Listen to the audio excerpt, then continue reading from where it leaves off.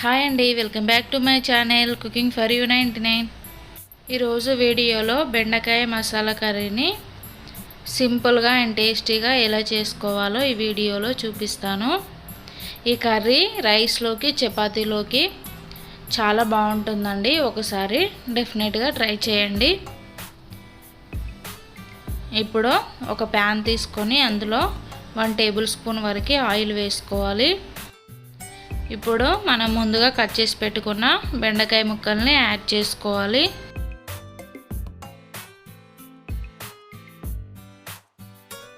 ఇప్పుడు ఒకసారి ఆయిల్లో కలిసేలాగా మిక్స్ చేసుకోవాలి.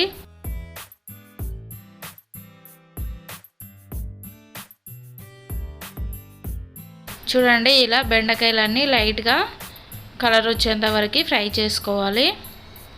ఇప్పుడు వీటిని వేరొక ప్లేట్లోకి తీసుకొని పక్కన పెట్టేసుకోవాలి.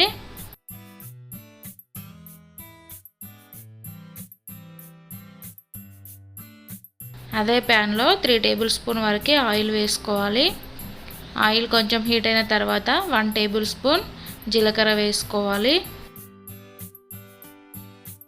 అలాగే ఒక 1 టేబుల్ స్పూన్ ఆవాలు వేసుకోవాలి. ఇప్పుడు 1 ఆనియన్ ఇలా కట్ చేసుకొని వేసుకోవాలి. కట్ చేసి పెట్టుకున్న గ్రీన్ చిల్లీ వేసుకోవాలి. ఇప్పుడు ఇవన్నీ లైట్గా ఫ్రై అయ్యేంత వరకు ఫ్రై చేసుకోవాలి.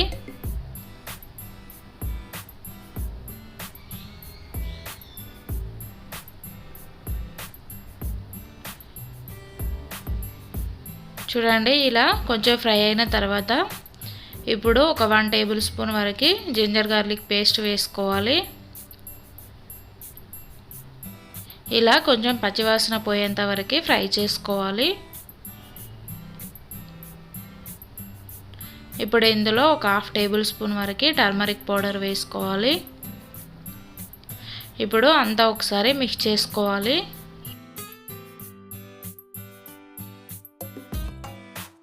ఇందులో ఒక 3 టమాటోస్ని ఇలా గ్రైండ్ చేసుకొని వేసుకోవాలి.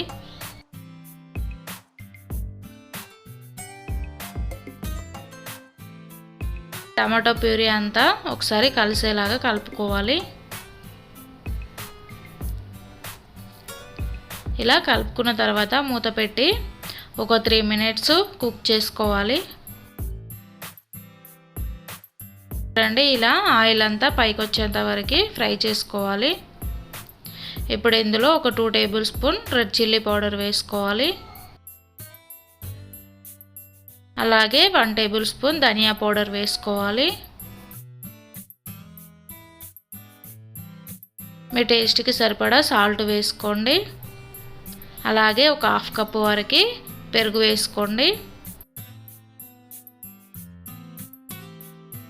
ఇప్పుడు ఇందులో ఒక 1/2 టేబుల్ స్పూన్ వరకు శనగపిండి వేసుకోవాలి. ఇవన్నీ ఒకసారి కలిసేలాగా బాగా కలుపుకోవాలి.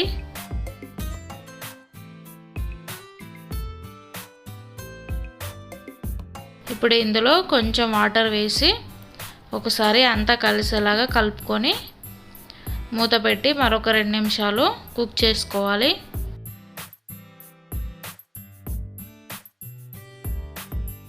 ఇలా ఆయిల్ అంతా సపరేట్ అయ్యేంత వరకు కుక్ చేసుకోవాలి. ఇప్పుడు ఒకసారి అంతా కలిసేలాగా మిక్స్ చేసుకోవాలి.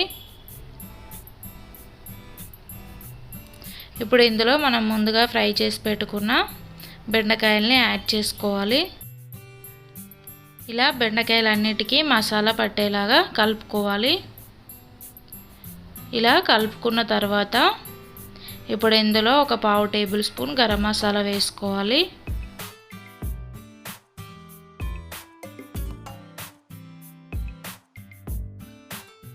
ఇందులో ఒక 1/2 కప్పు వరకు వాటర్ వేసుకొని ఒకసారి మిక్స్ చేసుకోవాలి. ఇలా మిక్స్ చేసుకున్న తర్వాత కొంచెం కొత్తిమీర వేసుకొని ఒక 2 మినిట్స్ కుక్ చేసుకోవాలి. చూడండి, బెండకాయలన్నీ బాగా ఉడికిపోయాయి కదా. అంతే అండి, ఈ కర్రీ రైస్లోకైనా చపాతీలోకైనా చాలా బాగుంటుందండి. ఒకసారి ట్రై చేయండి. ఈ రెసిపీ కనుక మీకు నచ్చినట్లయితే ప్లీజ్ లైక్ చేయండి, షేర్ చేయండి అండ్ సబ్స్క్రైబ్ చేసుకోండి.